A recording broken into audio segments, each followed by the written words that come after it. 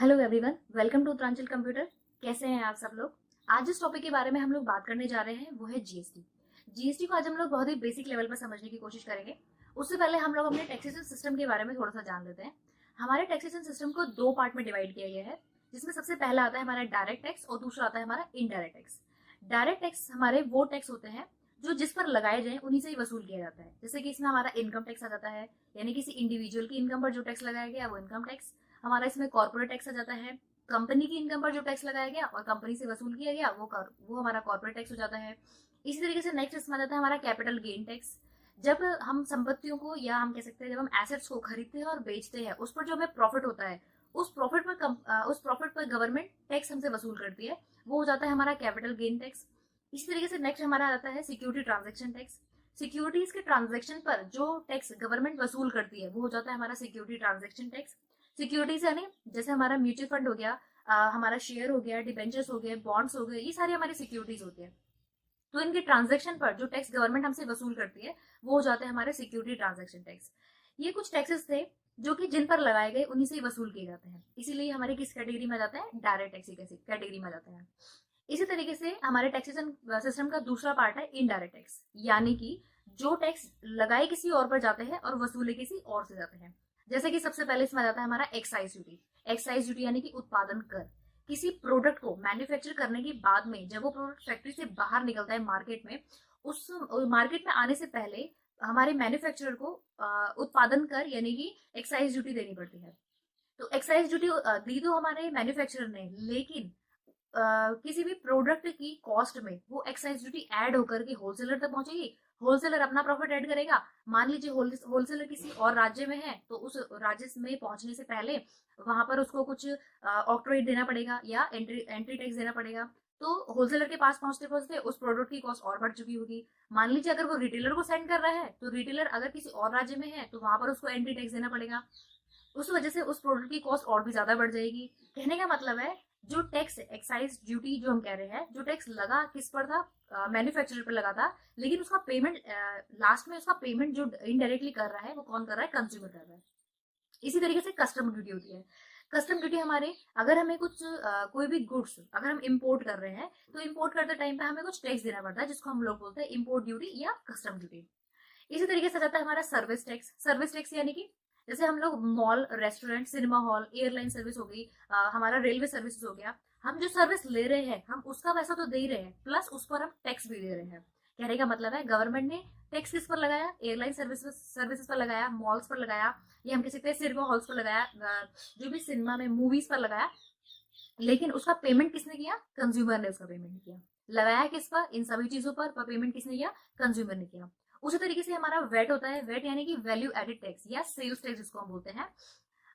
जो प्रोडक्ट हम खरीद रहे हैं उसका पेमेंट तो हम कर ही रहे हैं, साथ ही साथ जो वेट हम दे रहे हैं यानी कि सेल्स टैक्स जो गवर्नमेंट को जाएगा, वो सेल्स टैक्स भी कौन दे रहा है, कंज्यूमर दे रहा है। तो ये हमारे थे इनडायरेक्ट टैक्सेस, जो कि लगाए किसी और पर और वसूले किसी और से जाते हैं। अब हम जानते हैं कि जीएसटी को क्यों लाया गया।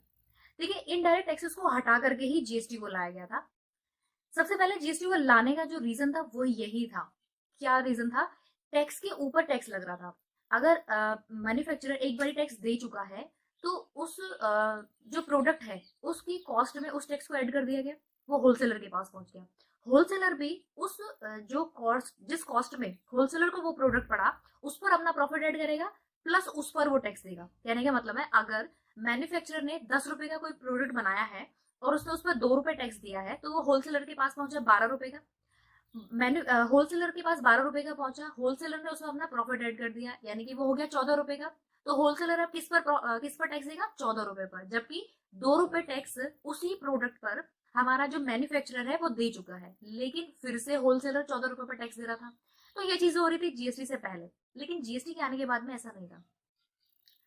उसी के बाद में दूसरा रीजन ये था कि अगर आप किसी प्रोडक्ट को किसी दूसरे राज्य में भेज रहे हो, तो उस दूसरे राज्य में भेजने पर या उस राज्य द्वारा आपसे कुछ एंट्री टैक्स या ऑक्ट्रोइट टैक्स जिसको हम बोलते हैं वसूल किया जाता था, जिसकी वजह से उस प्रोडक्ट की कॉस्ट और भी ज्यादा बढ़ जाती थी। मान लीजिए मैं किसी दूसरे राज्य में हूँ और किसी दूसरे राज्य से अगर मैं सामान मंगा रही हूँ, तो वो प्रोडक्ट मान लीजिए मुझे 10 रुपए का बैठता है, तो क्या मैं उस प्रोडक्ट को दूसरी जगह 10 रुपए में ही बेचूंगी? नहीं, वो मुझे 10 रुपए में पड़ा है तो मैं 10 रुपए में अपना प्रॉफिट भी ऐड करूंगी, देन 12 या 15 रुपए में उसको बेचूंगी।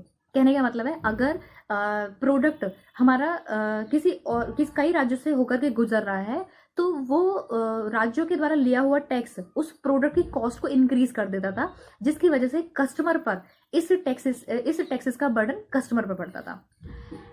ये तो था हमारा दूसरा रीजन। तीसरा रीजन था हमारा वेट की दरों का अलग अलग होना। अलग अलग राज्यों में अलग अलग वेट की दरें थी। वेट मतलब सेल्स टैक्स। तो होता क्या था, किसी राज्य में किसी प्रोडक्ट का कोई और रेट था, दूसरे राज्य में उसी प्रोडक्ट का कुछ और रेट होता था। कहने का मतलब था, राज्यों के बीच में वेट की दरों को लेकर काफी कंपटीशन होता था। मान लीजिए 2 राज्य हैं, पड़ोसी राज्य अगर उसका काफी उसी के कंपटीशन में है, तो वो लोग क्या करते थे, अपने वेट की दरों को कम कर देते थे, जिससे कि उनका क्या होता था, उनकी जहां पर आपको कम प्राइस में सामान मिलेगा, जहां पर आपको कम टैक्स देना पड़ेगा, आप वहीं पर ही तो ज्यादा सामान खरीदोगे। तो सेम चीज होती थी, जिस राज्य में वेट की दरें कम होती थी, कस्टमर उसी राज्य से सामान खरीदता था, जिसकी वजह से उस राज्य के पास में ज्यादा से ज्यादा टैक्स कलेक्ट हो जाता था और उस राज्य की जो रेवेन्यू था वो ज्यादा बढ़ जाता था। सिमिलरली, अगर किसी राज्य का पड़ोसी राज्य थोड़ा वीक है, थोड़ा फाइनेंशियली वीक है, तो दूसरा राज्य क्या करता था, अपने हिसाब से वेट की दरों को बढ़ा देता था, क्योंकि उसको पता था कि जो कंज्यूमर है वो सामान मेरे ही पास से आकर के खरीदेंगे, चाहे मैं बढ़ाऊं या फिर मैं कम करूं। तो ये रीजन था हमारा जीएसटी को लाने का। इसके बाद हम लोग बात करते हैं जीएसटी की। आर्टिकल 366 में जीएसटी की एक डेफिनेशन दी हुई है, any tax levied on goods and services except on consumable liquor. यानी कि जो भी टैक्स गुड्स और सर्विसेज पर लगता है वो सारा जीएसटी है, सिर्फ पीने योग्य शराब को छोड़ करके। अब सबसे पहले हम गुड्स को जानते हैं। गुड्स यानी कि कोई भी प्रोडक्ट जिसको कि बिजनेस डील के लिए यूज किया जाता है। इसी तरीके से सर्विस की भी एक डेफिनेशन दी हुई है आर्टिकल 366 में। The service is everything which is not a goods. यानी कि सर्विस वो सारी चीजें हैं जो कि गुड्स नहीं है, यानी कि जो गुड्स की कैटेगरी में नहीं आती वो सारी चीजें हमारी हो जाती है, सर्विस हो जाती है। इसके बाद में जीएसटी के रजिस्ट्रेशन के लिए कौन कौन लाइबल है? देखिए, वो सभी लोग जीएसटी के रजिस्ट्रेशन के लिए लाइबल हैं जो कि पहले वेट के लिए लाइबल थे। बाकी इसका डिटेल में नहीं जाकर के मैं आपको शॉर्टकट में बता देती हूँ। जीएसटी के लिए नॉर्थ ईस्ट का जितना भी एरिया है, जम्मू कश्मीर हो गया हमारा, हिमाचल प्रदेश हो गया, ये सारे जितना भी हिल स्टेशन है, वहाँ के अगर कोई बिजनेसमैन है, वहाँ की इंडस्ट्रीज है, वहाँ की कंपनीज के लिए अगर उन लोगों का टर्नओवर 10 लाख से ज़्यादा है तो वो लोग जीएसटी के अंदर आ जाते हैं। पहले ये 10 लाख था, लेकिन अब 1 अप्रैल 2019 को इसकी जो लिमिट है वो बढ़ा करके 20 लाख कर दी गई है। बाकी जितना भी हमारा मेट्रो सिटीज का एरिया जाता है या जितना भी बाकी का बचा हुआ एरिया जाता है, वहां पर अगर किस बिजनेसमैन का टर्नओवर 40 लाख से ज्यादा है तो वो लोग जीएसटी के अंदर आ जाते हैं। इसके बाद में जीएसटी के रजिस्ट्रेशन के लिए हमें अपने सारे डॉक्यूमेंट्स चाहिए होते हैं। जो भी बिजनेस का लीगल डॉक्यूमेंट्स हैं, डिजिटल सिग्नेचर्स चाहिए होती हैं, पैन कार्ड, आधार कार्ड चाहिए होती है, कैंसिल चेक चाहिए होता है जिसमें कि बैंक का स्टेटमेंट आ जाता है हमारा। बाकी सारी काफी चीजें चाहिए होती हैं। हम लोग डिटेल में न जा करके थोड़ा थोड़ा शॉर्टकट में इसके बारे में जानेंगे। उसके बाद में जीएसटी को कुछ स्लैब रेट में डिवाइड किया गया। जैसे 0% है, 0% यानी कि जिस पर टैक्स नहीं लगता है, जैसे कि सब्जियां हो गई हमारी, अनाज हो गए, दाल होगी, चावल होगी, ये सारी चीजें हमारी 0% टैक्स रेट में आ जाती हैं। उसके बाद आता है हमारा 5%। 5% में हमारे जैसे रसोई गैस हो गया, हमारे दूध, हमारी चाय होगी, कॉफी होगी, चीनी हो गई, ये सारी चीजें हमारे 5% में आ जाती हैं। उसके बाद में 5% में हमारी जो इकोनॉमिक क्लास की एयर टिकट्स, एयरलाइंस की टिकट्स होती हैं वो आ जाती हैं हमारे। उसके बाद आता है हमारा 12%। 12% में हमारा जितने भी ब्रांडेड अनाज होते हैं, जैसे कि कुछ लोग ऑर्गेनिक अनाज खाना पसंद करते हैं, तो वो ऑर्गेनिक जितने भी ब्रांडेड अनाज हो गए, जितने भी ब्रांडेड, जैसे हमारा पैकिंग वाला पनीर हो जाता है, ये सारी चीजें हमारी 12% में आ जाती है। बाकी एयरलाइंस में जैसे कि एसी की या सॉरी जिसको हम कहते हैं बिजनेस क्लास की टिकट्स हो गई, वो हमारी 12% में आ जाती है। ट्रेन वगैरह में जो एसी की टिकट्स हो गई हमारी 12% में आ जाती है। उसी तरीके से आता है हमारा 18%। 18% में हमारा चीनी हो गया, चाय हो गया, कॉफी हो गया, बाकी जितना भी लग्जरी सामान है वो हमारा 18% में आ जाता है।